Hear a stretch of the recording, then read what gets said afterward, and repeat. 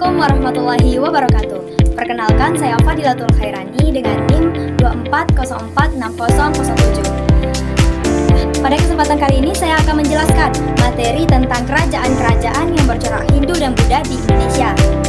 Jadi sebelum kedatangan Islam ke Indonesia, Indonesia telah terlebih dahulu mengenal peradaban yang maju, yang mana dipengaruhi oleh peradaban India. Jadi, hubungan dagang yang dimiliki oleh India dan juga Indonesia melahirkan atau membawa kerajaan-kerajaan yang bercorak Hindu dan Buddha pada abad ke-4 Masehi. Jadi, masuknya kedua ajaran tersebut membawa perubahan besar terhadap masyarakat Indonesia kuno.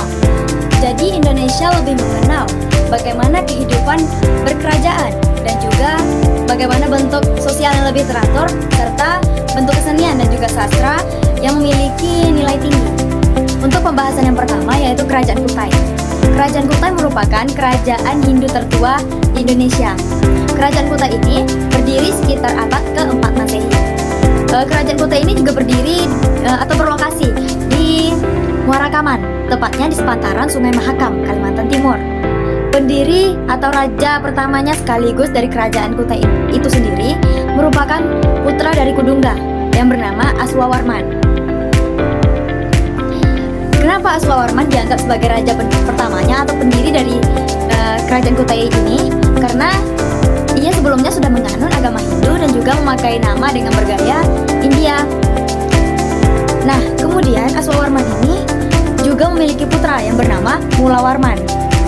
Nah, Mulawarman inilah yang membawa Kerajaan Kutai pada masa kejayaan, yang mana pada saat itu dia mengadakan upacara besar-besaran atau upacara kurban sapi untuk menghadiahkan kepada Brahmana. Selanjutnya yaitu kehidupan masyarakat Kutai. Mereka hidup dengan pertanian dan juga perdagangan karena letaknya strategis di tepi sungai, dan itu juga yang mempermudahkan transportasi mereka dalam melakukan pertukaran barang. Kemudian dalam hal keagamaan, mereka menggabungkan dengan kebudayaan India, tetapi masih tetap mempertahankan kebudayaan lokal. Pada fase kemunduran Kerajaan Kutai ini terjadi pada abad ke-16 Masehi, yang mana wilayahnya ditaklukkan oleh Kutai Kertanegara. Nah, dari situlah kita bisa melihat awal masuk dan berkembangnya Kerajaan Kutai di Nusantara. Untuk kerajaan yang kedua yaitu Kerajaan Tarumanegara. Kerajaan Tarumanegara ini berdiri pada abad ke-4 Masehi dan berlokasi di Jawa Barat dengan pusat kekuasaan di Bogor serta sekitarnya.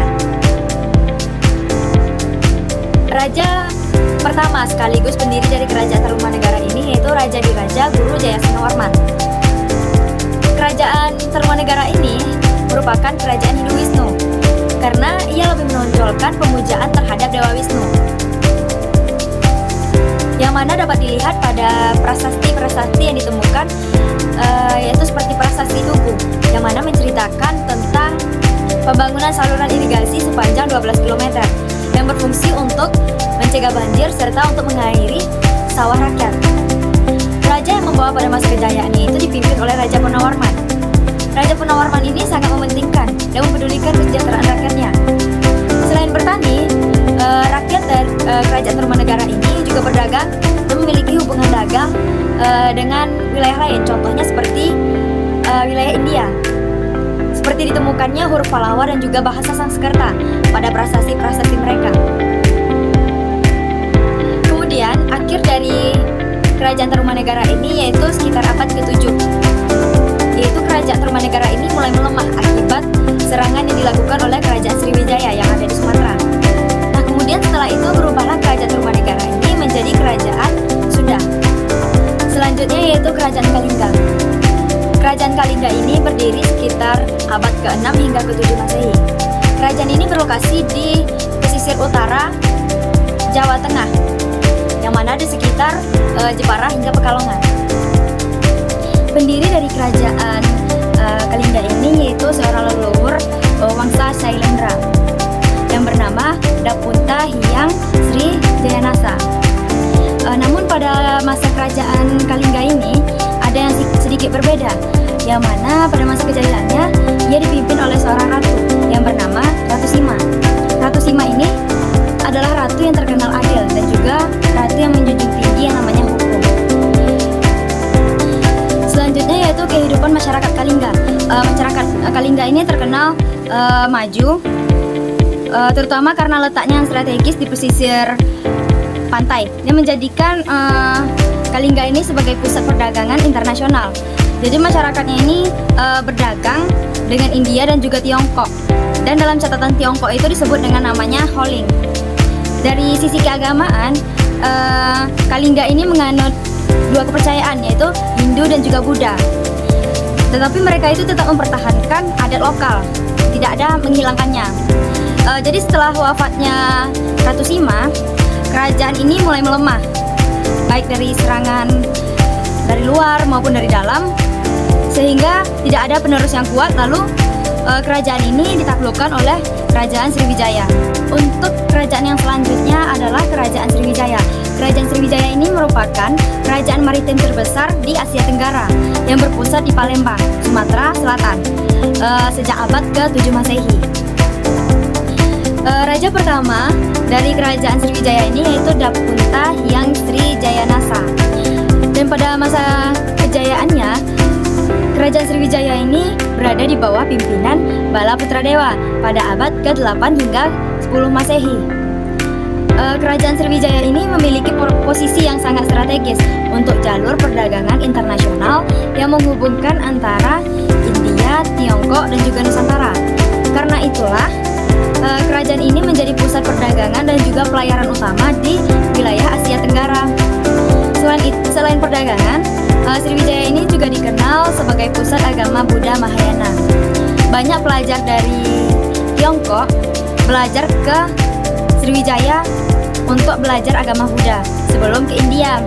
Nah, sistem pemerintahan Sriwijaya ini juga teratur dan hubungan diplomatiknya itu juga sangat luas, bahkan sampai ke India dan juga Tiongkok. Namun pada abad ke-11, kerajaan ini mengalami kelemahan akibat serangan dari kerajaan Kola dari India Selatan, dan terjadilah pergeseran jalur perdagangan ke arah utara. Nah, dari sana jugalah mulainya terjadi kemunduran pemerintahan dari Kerajaan Sriwijaya ini. Selanjutnya yaitu Kerajaan Mataram Kuno.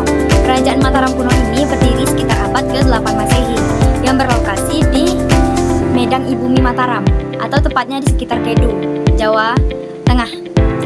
Nah, raja pertama dari Kerajaan Mataram Kuno ini yaitu Sanjaya. Dia yang berasal dari dinasti Sanjaya yang menganut Hindu Siwa. Namun di daerah yang sama ini juga muncul dinasti Shailendra yang beragama Buddha Mahayana. Menariknya, kedua dinasti ini hidup saling berdampingan dengan damai dan bahkan saling mempengaruhi dalam hal budaya dan juga seni. Pada masa kejayaannya, Kerajaan Mataram Kuno ini berada di bawah pimpinan Rakai Pikatan. Ia berhasil menyatukan kedua dinasti tersebut. Pada masa itu dibangun banyak candi megah seperti Candi Borobudur, Kalasan, dan juga Sewu, yang sampai sekarang menjadi bukti dari kemajuan peradaban mereka. Kehidupan masyarakat Mataram Kuno ini yaitu agraris, artinya bergantung pada sektor pertanian. Mereka juga mengenal sistem kasta seperti di India. Namun pada abad ke-10 Masehi, Mataram Kuno ini mengalami kemunduran akibat letusan dari Gunung Merapi dan serangan dari Sriwijaya, sehingga Empu Sendok memindahkan pusat pemerintahan Mataram Kuno ini yang sebelumnya berada di Jawa Tengah dipindahkan ke Jawa Timur. Untuk kerajaan yang selanjutnya yaitu Kerajaan Kediri. Kerajaan Kediri ini berdiri sekitar abad ke-12 Masehi, tepatnya yaitu di Daha, yang sekarang dikenal sebagai daerah Kediri di Jawa Timur. Awalnya kerajaan ini muncul setelah Raja Erlangga membagi kerajaan ini menjadi dua bagian, yaitu Jenggala dan juga Panjalu. Nah, dari dua bagian itulah Panjalu kemudian berkembang menjadi Kerajaan Kediri. Raja pertama dari Kerajaan Kediri ini yaitu Sri Samarawijaya. Tetapi pada masa kejayaannya, Kediri ini berada di bawah kekuasaan Raja Jayabaya. Jayabaya ini dikenal sebagai raja yang adil, bijaksana, dan juga mencintai ilmu pengetahuan. Nah, beliau juga dikenal sebagai lewat ramalan Jayabaya yang masih sering dibicarakan sampai sekarang.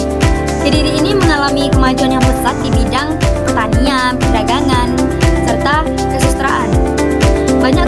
putra besar yang lahir pada masa ini, seperti kekawinan Bharatayuda, Samaradahana, dan Kresnayana.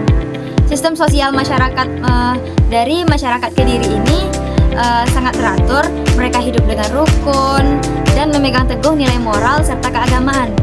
Namun pada akhirnya kerajaan Kediri ini runtuh pada tahun 1222 Masehi setelah Raja Kertajaya dikalahkan oleh Ken Arok dari Tumapel atau Singasari dalam pertempuran Ganter. Keruntuhan Kediri ini menandai lahirnya kerajaan baru yang lebih besar, yaitu Kerajaan Singasari. Dari Kerajaan Kediri inilah kita bisa belajar bahwa perdamaian, ilmu pengetahuan, dan juga keadilan adalah fondasi dalam pentingnya pemerintahan.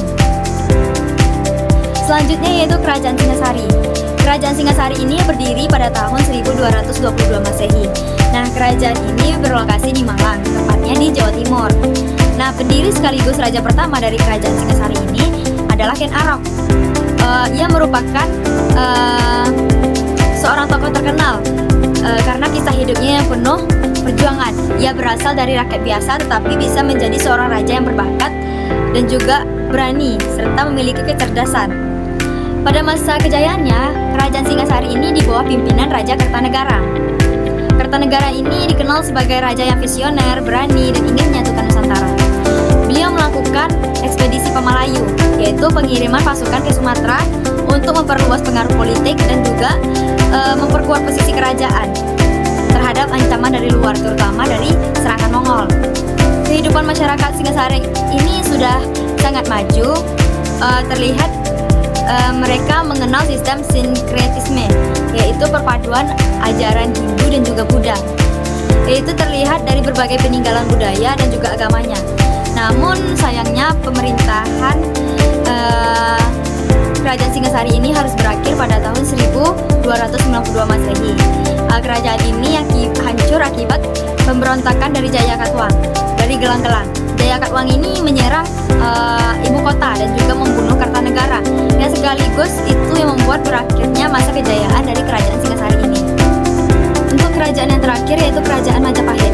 Kerajaan Majapahit ini berdiri pada tahun 1293 Masehi di Trowulan, tepatnya di Jawa Timur.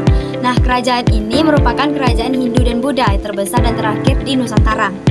Pendiri dari Kerajaan Majapahit ini yaitu Raden Wijaya, yang merupakan menantu dari Raja Kertanegara, raja yang membawa masa kejayaan di Kerajaan Singasari. Beliau mendirikan Majapahit setelah berhasil memanfaatkan pasukan Mongol yang datang untuk menyerang Jawa.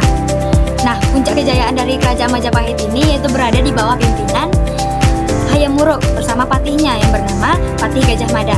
Nah, Patih Gajah Mada ini memiliki tekad yang sangat kuat yang disebut dengan Sumpah Palapa, yaitu janji untuk tidak menikmati kesenangan hidup sebelum berhasil Nusantara ini bersatu di bawah kekuasaan Majapahit. Nah, jadi pada masa itu Majapahit ini berhasil menguasai seluruh wilayah Indonesia modern, bahkan sebagian Malaysia dan juga Filipina. Nah, kerajaan ini juga dikenal di bidang politik, perdagangan, ekonomi, dan juga budayanya. Majapahit ini memiliki pelabuhan besar yang ramai dikunjungi oleh pedagang dari Cina, India, hingga Arab. Selain itu, kehidupan masyarakatnya Kerajaan Majapahit ini juga teratur, tergolong dari lapisan bangsawan, brahmana, pedagang, dan juga rakyat biasa yang hidup dalam kedamaian dan juga keharmonisan. Namun, setelah wafatnya Hayam Wuruk dan juga Patih Gajah Mada, kerajaan ini mulai melemah karena adanya perebutan kekuasaan antar keluarga. Selain itu, juga karena munculnya kerajaan-kerajaan Islam di pesisir Jawa. Nah, dari sekian banyaknya tadinya kerajaan yang kita bahas pada pembahasan sebelumnya, tentunya ada nilai-nilai yang dapat diambil dari masa kerajaan Hindu dan Buddha tersebut. Yang pertama, yaitu nilai nasionalisme dan nilai cinta tanah air, serta nilai toleransi. Juga terlihat keharmonisan antara penganut agama Hindu dan Buddha serta penghargaan terhadap budaya lokal tanpa menguranginya. Selanjutnya itu para raja pada masa itu juga menunjukkan kepemimpinannya yang bijaksana, yang berorientasi pada kesejahteraan rakyat. Nah, selanjutnya yaitu nilai yang dapat kita ambil, kehidupan masyarakatnya juga mencerminkan nilai kerja keras, disiplin, dan juga tanggung jawab. Dan tidak pentingnya itu, dan tidak kalah penting itu kebersamaan dan saling tolong menolong sesamanya itu tidak pernah ketinggalan. Nah, jadi dari semua pembahasan itu dapat kita simpulkan bahwa kerajaan-kerajaan bercorak Hindu dan Buddha di Indonesia ini seperti Kerajaan Kutai, Tarumanegara, Kalingga, Sriwijaya, Mataram kuno, dan lain-lainnya itu merupakan bukti dari kemajuan peradaban, kehidupan sosial, politik, ekonomi, dan juga budaya Indonesia melalui peninggalan-peninggalan sejarah dan juga nilai-nilai seperti nasionalisme, toleransi, kepemimpinan yang bijak, serta semangat kerja keras dan pelestarian budaya. Masa kerajaan Hindu dan Buddha ini memberikan warisan yang berharga yang menjadi bagian dari identitas dan juga kebanggaan bangsa Indonesia hingga saat ini. Baiklah, sekian dari pembahasan yang dapat saya sampaikan. Apabila terdapat kekurangan dan juga kesalahan, mohon dimaafkan. Wabillahi taufiq wal hidayah. Wassalamualaikum warahmatullahi wabarakatuh.